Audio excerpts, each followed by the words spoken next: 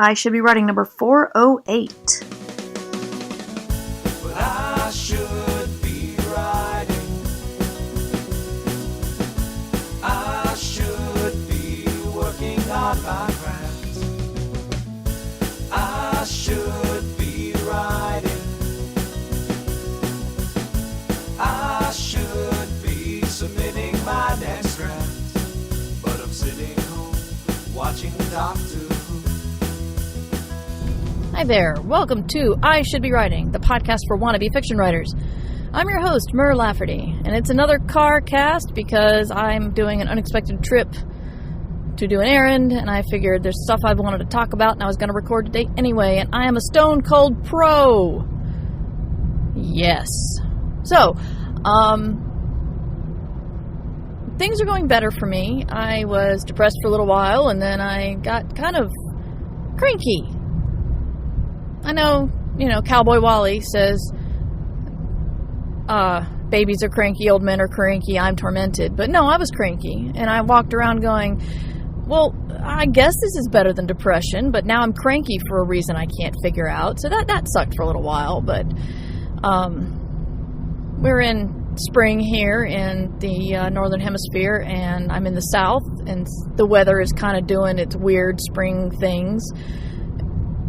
Hot and cold and stormy and sunny, and it fluctuates. So I'm going to blame the weather for a little while.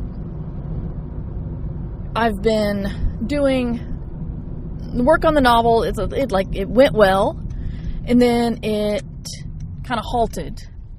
And then I got mad because I hate it when I have productive days and I think I'm really getting into a groove, and then it kind of screeches to a halt. And there's another thing I can't tell you why it happens. But I got back into it, and I'm going well. Had an unexpected thing crop up where I have one of my major characters texting somebody who matters a lot to him, and I was going for a walk one night, and I realized that this person he's texting has to be in the book. He's not just the other end of a text message. This person is it would be interesting to bring this person in as a character, so I had to. This is the first completely unplanned character I've thrown into the book. Major character. Or rather, minor character. Major, minor. I don't know. Not somebody who's in more than 2 scenes. How about that? Anyway.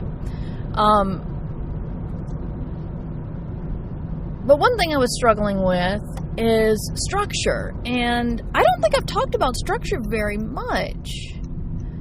I've talked about where to start the story because I think where to start the story is fascinating. And I think I can talk about this now because when I first talked about this, Game of Thrones was I think it was on TV, but they hadn't gotten to the big reveal. Essentially Jon Snow's parentage. And I think now that the books have been out for a long time and enough internet speculation has happened, and then most of internet speculation was confirmed by the TV show, I can talk about this. So if you really want to remain pure in Game of Thrones speculation and you just plan on reading it or watching it someday, then don't listen to this. But it's important because it's a really big deal of structure. Now, the story of Game of Thrones, in my opinion, I know Martin has done a great deal of epic storytelling all over the timeline, but the story of Game of Thrones has to do with a married prince who fell in love with a woman, and they ran off, had an affair, which we know this now. To the eyes of her loved one, she was captured and kidnapped and taken against her will. And her betrothed, Robert Baratheon, started up a big old war and to go get her back. And it turns out that she went there willingly. She was happy with him. She was about to have a baby. And she gave the baby to her brother and then died. And her brother said he would raise him as his bastard. So Jon Snow is actually the son of a prince, and he's a Targaryen. He's just not all silvery-haired and violet-eyed and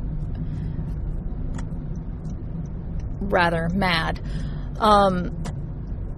So that's where the story starts, because everything that happens after that is based on that. Baratheon essentially takes, he loses his loved one, but he takes the throne because he starts a war based on it.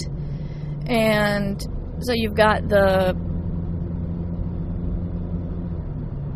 hand of the king, who's a traitor, and you've got Baratheon, who instead of marrying his lady love, married Cersei and started having demon-spawned children that weren't actually his, and then, he wanted his good old friend Ned to come and be the hand of the king, which of course turned out real well for Ned. So, on and on. And Martin looked at this story and said, the story starts here, but this is going to be a mystery that drives it, and it is going to be a major reveal. It hasn't even been revealed in the books yet. There have been hints, and people who have been very good at combing through thousands of pages have found the hints and figured it out. He still hasn't said it. And that's a long time to keep that secret. So what I'm struggling with in my book is, I know X happens, and I know Y happens, and I know Z happens, but what I have to wonder about is, are some things just going to happen, or are some things going to be a shocking reveal?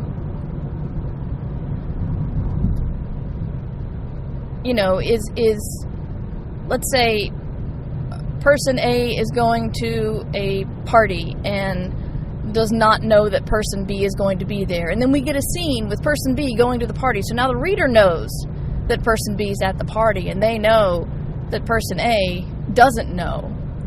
So person A gets there and it's all, oh, there's somebody else at this party. I know I'm being really vague and kind of pointless here, but I think you get what I'm putting down. And so, do I want person A to be surprised and the reader to not be surprised? Or do I want to structure the story in a way that tells person B's side of going to the party after person A and the reader get shocked that person B is there? This is all clear in my mind because I've been thinking about it for weeks, but I worry that I'm not making any sense to you, so if I need to clarify, please email me.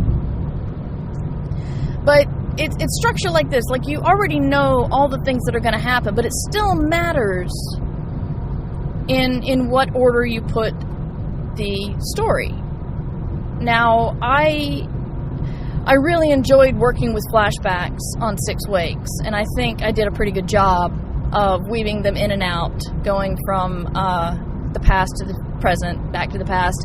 It's a technique I copied from the TV show Lost, actually, because I really liked how you got a sense of, you saw these people shipwrecked, and then you got a sense of who everybody was, and then you saw their backstory, and you realized you were completely wrong about them, and I kind of wanted to emulate that. And so I think, I've realized I've written quite a bit of this book, but the story hasn't gotten moving yet, and I realize I need to take a lot of what I've written and maybe put it in flashback in different parts of the book. So I realize I'm not even writing this book chronologically. This book, I am not sponsored by anybody because my Patreon supporters sponsor me. Thank you, Patreon supporters. But I do love the program Scrivener. It's, a lot of people don't like it. Some people tell me the Windows version isn't as good as the Mac. I can't speak to that because I'm on a Mac.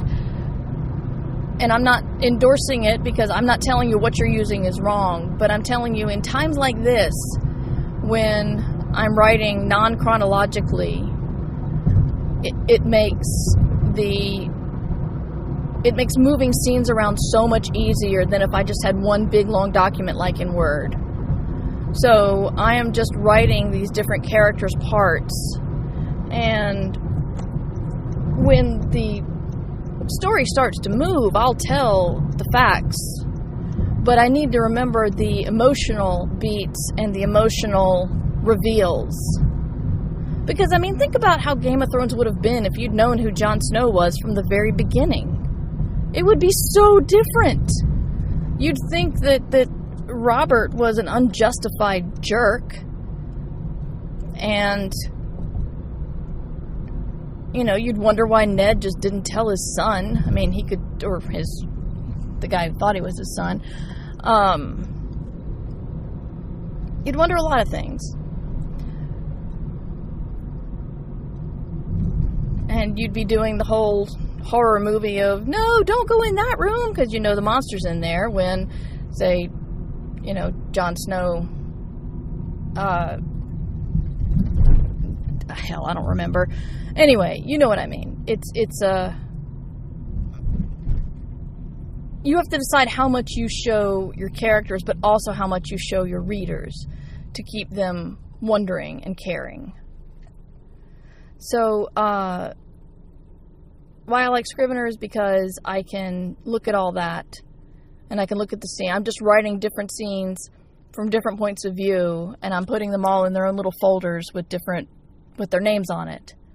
And then when I get ready to edit the mass together, knowing me, I'll probably write each scene on an actual physical note card and sit on the floor of my office and move them around, and then I'll move them around on Scrivener, and then I'll have to reread it to make sure that everything flows together.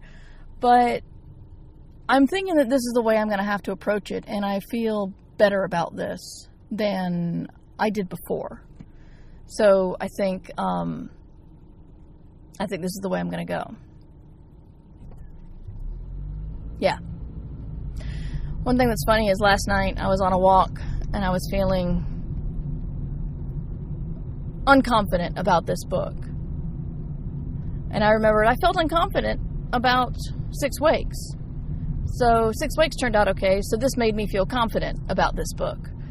And I remember there's a scene from Arrested Development where Tobias is trying to be frightened. He's signing up for a frightened inmate audition, and he shows up prepared to act frightened, and he sees his competition and he feels confident, and he's lost his ability to be frightened. So now he feels frightened because he no longer feels frightened, and then he decides he's ready. That's kind of how I felt. I felt unconfident about the book, realized that I felt unconfident before, which made me feel confident about feeling unsure about the book. And I've arrived at my destination, and I pretty much said all I want to say about the structure of this book. I think, and you know, I would really like it if you guys hold me to this, because it's going to be a while before this book comes out, because it's not even written yet. But I think when it comes out, I would like to do a special secret, spoilerific episode of I Should Be Writing, where I reference everything I'm now talking about, so I can give you a little bit more context and tell you specifically what I'm struggling with and specifically what needs to be, where it ended up. But it's going to be spoilerific, so be warned. But it's also not going to happen for like over a year, so somebody with a long memory, you remember, okay?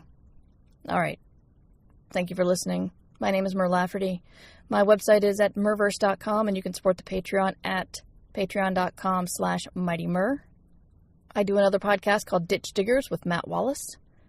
We swear a lot and talk about the business of writing. And I'm also the co-editor of Escape Pod with Isbw Divya at escapepod.org. And I write some books too. So check me out, check all my projects out at merverse.com, and I'll see you next week as we talk about more writing stuff and novel stuff, and I give you an update on what I'm up to. But until then, you should be writing. Remember, you can support the show at patreon.com/mightymur. I should be writing theme music provided by John Anelio. You can find more about him at johnanelio.com. This podcast is distributed under a Creative Commons Attribution Share-alike license.